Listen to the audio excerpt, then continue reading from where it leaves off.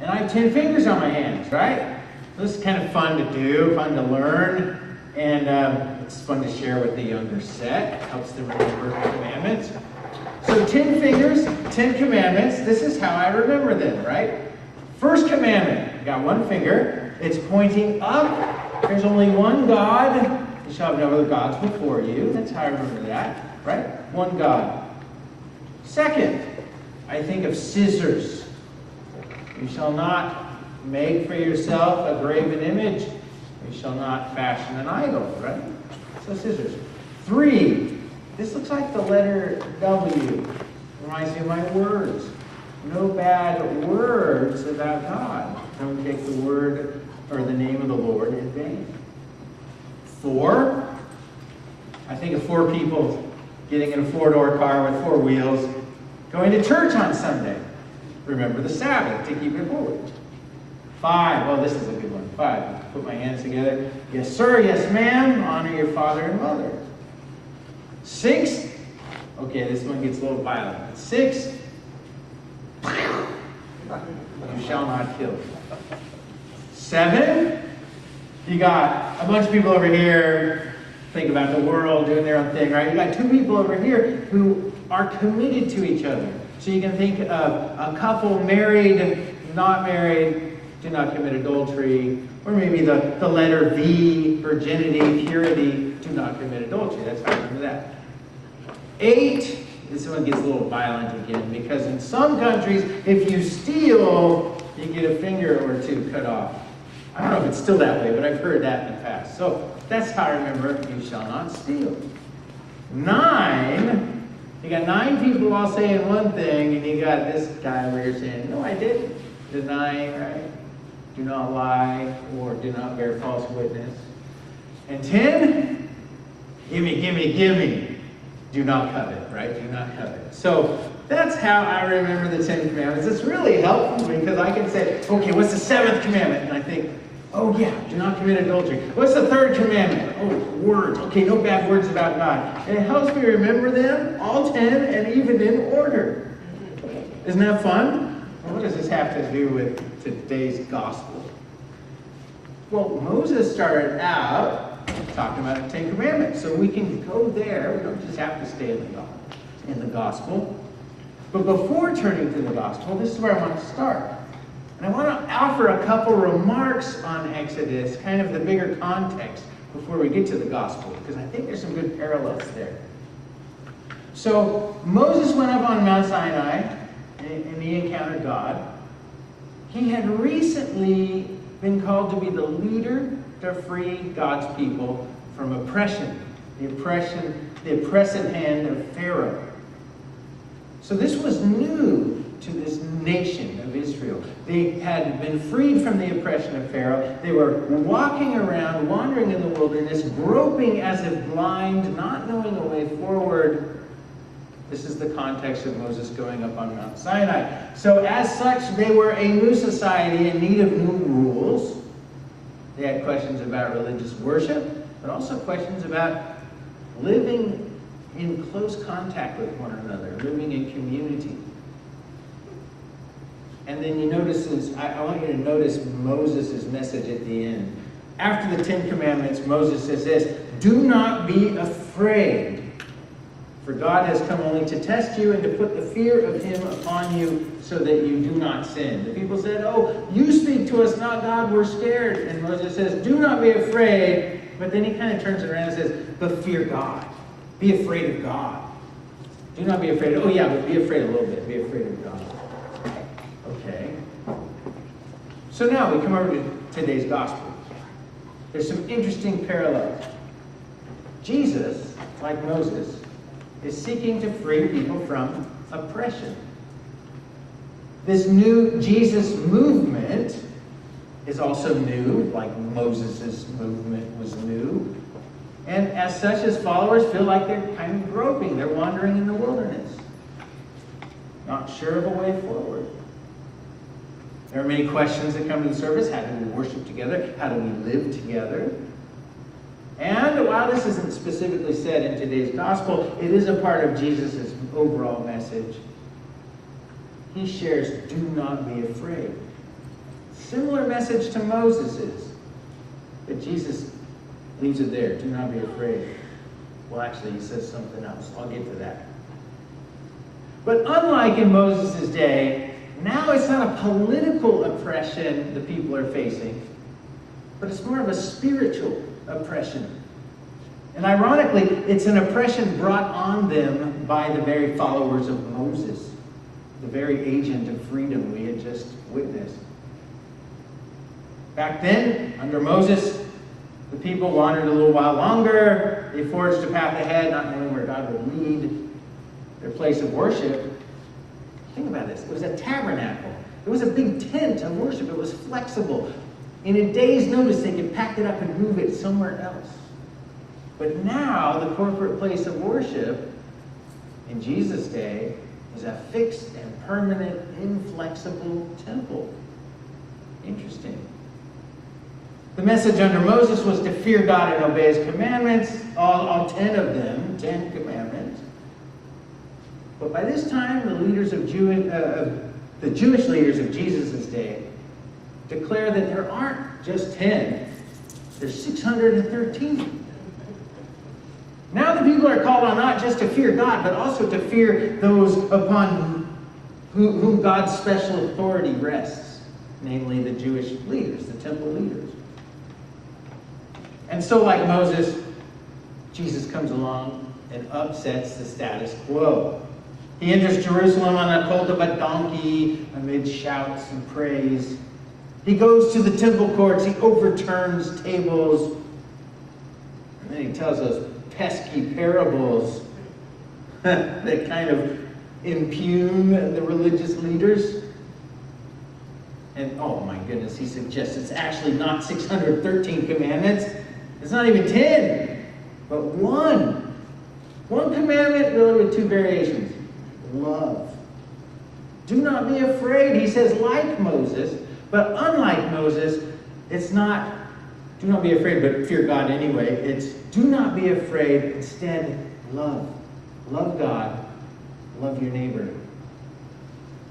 I can't help but notice another detail at the end of today's gospel. The religious leaders of the day who have run their religious establishment by means of fear. They've kept the people fearful of God and of themselves. At the very end, they themselves are fearful. They do not do anything to apprehend Jesus because they fear the people. Fear has a way of doing that. So we've had a comparison and contrast exercise. Moses, Jesus. Let's take it one step further. Pharaoh was oppressive. Moses liberated the people from this oppression and started something new. Many generations later, the Jewish leaders were keeping an oppressive hold spiritually over the people of Jesus' day, keeping the Jewish laity under clouds of fear. Jesus sought to liberate these people and to begin something new. And now, one step further, here we are today. Many generations later again, having established, maintained a mission, the mission and movement that Jesus himself started. And where are we? Are we still listening to his message? Are we still loving the Lord our God with all our heart, soul, mind, and strength? Are we loving our neighbor as ourselves? Are we, as it says in the gospel, a people that produces fruits of the kingdom? Are we bearing fruits of love? Or, maybe the alternative, do we see God as someone to fear? Do we keep ourselves and our neighbors under a cloud of fear? This brings up a good point. There's a lot in our world to fear today. We know that just from the news this week. Tragic and senseless act of gun violence. I mean, why does this sort of thing happen? And we tend to think, I hear people thinking it's happening more frequently. It feels like it is. Why isn't more being done to help it? And we all know it could have been us. We could have been the victims there. We feel this sort of thing and we fear. We fear for our future. And then there's seemingly increasing threats, like maybe nuclear war. We fear these things. There's also that nagging question about the environment, right? I mean, science is warning that the globe is warming at an alarming rate. There's a great plastic patch in the Pacific. Have you heard about that? Choking and killing the life that teems out there. And we can fear, what are we leaving for the next generation or generations? Will they have a healthy planet? These are all big things, but fear can come close to home too. We've all, I'm sure in this room, come in close contact with someone who's had cancer. Maybe even some of you have wrestled with it wrestled through it yourselves. It hits close to home. What if I'm the next victim? We tend to fear and agonize over these questions. And there's earthquakes and hurricanes, so-called acts of God. There's much to fear in our world, just as there was much to fear in Jesus' world, and just as there was much to fear in Moses' world.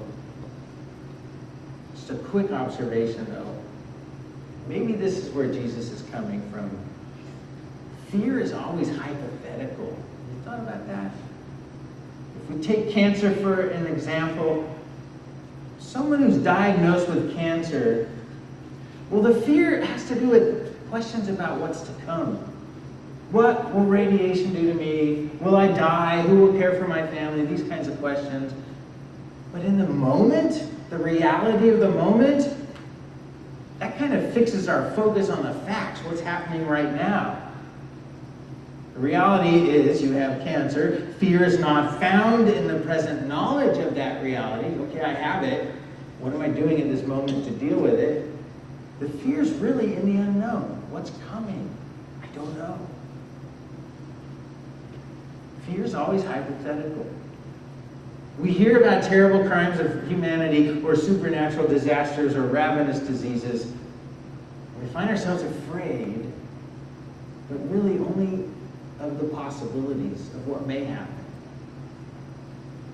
Do not fear the possibilities, for they are only and ever just that, hypothetical possibilities. If those possibilities become reality, which sometimes they do, why, you're not fearing them in the moment because you're so caught up in the moment. Fear's kind of driven away from you. It's not what's on your mind.